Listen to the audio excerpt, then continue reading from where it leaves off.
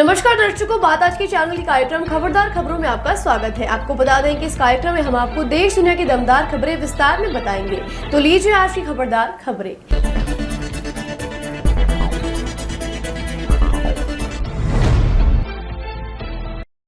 Team India के लिए ताबड़तोड़ बल्लेबाजी करने वाले धाकड़ बल्लेबाज शिखर धवन ने आज शनिवार को इंटरनेशनल क्रिकेट को अलविदा कर दिया है। सोशल मीडिया पर धवन ने अपने पोस्ट में संन्यास की बात कहते हुए बीसीसीआई, डीडीसीए और अपने फैंस का शुक्रिया अदा किया। बाएं हाथ के बल्लेबाज धवन ने भारत के लिए 2022 में अंतिम मैच बांग्लादेश के खिलाफ खेला था। हालांकि वे आईपीएल में खेल रहे थे और वर्तमान में पंजाब किंग्स के कप्तान हैं। उन्होंने अंतर्राष्ट्रीय क्रिकेट के सभी फॉर्मेट से संन्यास लेने का ऐलान कर दिया है।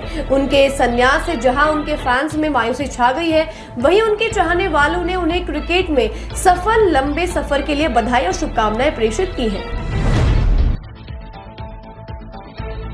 4 बार की विधायक किरण चौधरी गत जून में कांग्रेस पार्टी से त्याग पत्र देकर भाजपा में शामिल हुई थी और भाजपा ने अब उन्हें राज्यसभा का उम्मीदवार बनाया है। किरण चौधरी ने बताया कि हरियाणा कांग्रेस बाप बेटे की पार्टी है और भाजपा में शामिल होने के बाद मेरे ऊपर से बहुत बड़ा भार उतर गया है। पत्रकारों के साथ बातचीत में उन्होंने बताया कि भाजपा एक अनुशासित पार्टी है और सब कुछ एक तरीके से होता है, जबकि कांग्रेस में परिवारवाद है। आगे उन्होंने कहा, हरियाणा कांग्रेस में अलग अलग खेमे और गुटबाजियां हैं और यह बाप बेटे मिलकर जो थोड़ी बहुत कांग्रेस बची है उसे भी खत्म कर रहे हैं। हरियाणा में कांग्रेस वेंटिलेटर पर है और वह अपनी अंतिम सांसें ले रही है। उन्होंने कहा, हरियाणा में भाजपा को दोबारा सत्ता में लाने के लिए वह अपनी पूरी ताकत लगाएंगी। बांग्लादेश में शेख हसीना सरकार की तख्ता पलट और नई अंतरिम सरकार की कमान संभालने के बाद वहां फिर से कट्टरपंथियों की वापसी हो रही है। भारत की एजेंसियों की नजर से भाग रहे कट्टरपंथी मौलाना जाकिर नाइक के पड़ोसी देश बांग्लादेश में वापसी हो रही है। बांग्लादेश की अंतरिम सरकार ने उनका चैनल पीस टीवी फिर से शुरू करने का निर्णय लिया है। कट्टरपंथी मौलाना जाकिर नाइक अपने चैनल पर जहरीली तकरीरें करते रहते हैं, दूसरे धर्मों के खिलाफ नफरत फैलाते हैं। उनके इस पीस टीवी चैनल को भारत के प्रधानमंत्री नरेंद्र मोदी ने बांग्लादेश में बंद करवा दिया था, लेकिन अब एक बार फिर से यह चैनल आने से बांग्लादेश में हिंदुओं की राह और कठिन होती नजर आ रही है। जाकिर नाइक दुनिया भर में आतंकवाद फैलाने व उकसाने वाला व्यक्ति है।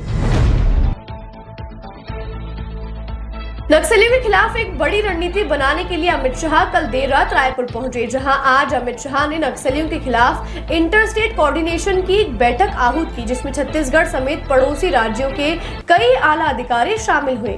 आज सुबह सबसे पहले अमित शाह रायपुर से लगभग 50 किलोमीटर दूर चंपारण स्थित वल्लभाचार्य आश्रम पहुंचे। अमित शाह की सुरक्षा में माइंस प्रोटेक्टिव व्हीकल भी तैनात किए गए थे। साथ ही नक्सलियों की धमकियों को देखते हुए ड्रोन दूरबीन के जरिए उनकी सुरक्षा की जा रही है।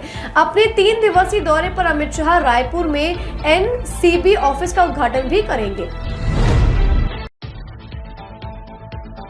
असम के नागांव जिले में 2 दिन पूर्व 14 साल की एक नाबालिग से गैंगरेप के मुख्य आरोपी तफजुल इस्लाम की आज तालाब में डूबने से मौत हो गई। नागांव के एसपी स्वप्निल डेका ने बताया कि 2 दिन पूर्व 3 आरोपियों ने एक ट्यूशन जा रही 14 साल की बच्ची को अगवा करके उसके साथ बलात्कार किया था। आज सुबह जब एक आरोपी को घटनास्थल पर क्राइम सीन रिक्रिएट करने के लिए ले जाया जा रहा था, इस दौरान उसने पुलिस से हिरासत में भाग करने की कोशिश करी और तालाब में कूद गया। पुलिस ने तुरंत सर्च ऑपरेशन शुरू किया। लगभग 2 घंटे बाद आरोपी का शव तालाब से बरामद किया गया है।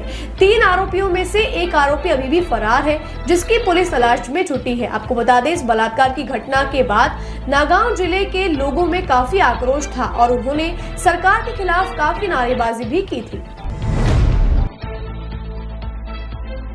चंपई सोरेन ने जमशेदपुर की गम्हरिया में घोषणा की है। उन्होंने कहा, उनका सियासी स्क्रिप्ट तैयार है, उन्हें एक साथी की तलाश है और वे जल्द ही राज से पर्दा हटाएंगे। उनके इस बयान से हेमंत सोरेन की मुश्किलें बढ़ गई हैं। चंपई सोरेन ने अपने अगले कदम की ओर इशारा करते हुए कहा कि नए सियासी अध्याय की पटकथा तैयार हो चुकी है और जल्द ही इस पर पूर्ण विराम लगेगा। फिलहाल वो एकलौ चौलों की राह पर है और सच्चे साथी की तलाश में है। चंपई ने 2 टूक अंदाज में कहा कि उनका मकसद ना तो संगठन को तोड़ना और ना ही किसी को प्रलोभन देकर अपने साथ लाना है। उन्होंने कहा कि झारखंड के कल्याण के लिए उन्होंने एक नया प्लान बनाया है। उनके इस बयान में झारखंड में सियासी उथल-पुथल मची हुई है। कांग्रेस, नेशनल कॉन्फ्रेंस और भारतीय कम्युनिस्ट पार्टी मार्क्सवाद तीनों दलों ने के बीच आज एक विधानसभा चुनाव से पहले चुनाव पूर्ण गठबंधन के लिए एक व्यापक सहमति बना ली गई है और सभी 90 सीटों पर लगभग आम सहमति बन चुकी है। सूत्रों ने बताया कि नेशनल कॉन्फ्रेंस को 50 सीटें, कांग्रेस को 36 सीटें और भारतीय कम्युनिस्ट पार्टी को 3 से 4 सीटों पर आम सहमति बना ली गई है। श्रीनगर आवास के बाहर पत्रकारों से बात करते हुए नेशनल कॉन्फ्रेंस के अध्यक्ष फारूक अब्दुल्ला ने बताया कि कांग्रेस के साथ गठबंधन इसलिए किया है ताकि विभाजनकारी ताकतों को हराया जा सके, जिन्होंने देश में भारी मुश्किलें खड़ी की थी। जम्मू कश्मीर में कांग्रेस और नेशनल कॉन्फ्रेंस की डील पर भड़की भारतीय जनता पार्टी ने आज देश भर में प्रेस कॉन्फ्रेंस आयोजित कर अपना विरोध जाहिर किया। इस प्रेस कॉन्फ्रेंस में पार्टी के वरिष्ठ नेताओं ने अपने अपने राज्यों में मीडिया के जरिए कांग्रेस पर सियासी हमले कर अपना विरोध जाहिर किया। इसमें मुख्य रूप से उत्तर प्रदेश के मुख्यमंत्री आदित्यनाथ योगी, असम के सीएम हेमंत बिस्वा शर्मा, महाराष्ट्र के उप मुख्यमंत्री देवेंद्र फडणवीस, बिहार के उप मुख्यमंत्री केशव प्रसाद मौर्य के अलावा स्मृति ईरानी, भाजपा प्रवक्ता शहजाद पूनावाला, मंत्री संबित पात्रा और सुधांशु त्रिवेदी ने इस गठबंधन पर कांग्रेस से सवाल किए कि क्या कांग्रेस जम्मू कश्मीर को फिर से अशांति और आतंकवाद के युग में धकेलने के लिए नेशनल कॉन्फ्रेंस का निर्णय का समर्थन करती है। वहीं स्मृति ईरानी ने सवाल किया कि क्या कांग्रेस अलग झंडे का समर्थन करती है। बसपा प्रमुख मायावती ने आरक्षण में क्रीमी लेयर के मुद्दे पर सपा और कांग्रेस को निशाने पर लेते हुए कहा कि इनका चाल चरित्र हमेशा SC/ST के विरोधी रहा है। मायावती ने आज सोशल मीडिया पर एक के बाद एक ट्वीट कर हमले बोले। उन्होंने लिखा, सपा और कांग्रेस आदि SC/ST आरक्षण के समर्थन में तो अपने स्वार्थ और मजबूरी में बोलते हैं, किंतु सुप्रीम कोर्ट के 1 अगस्त 2024 के निर्णय में SC/ST आरक्षण के वर्गीकरण व क्रीमी लेयर को लेकर अभी तक चुप्पी साधे है। जो इनकी है आरक्षण विरोधी सोच है। ऐसे में सजग रहना जरूरी है।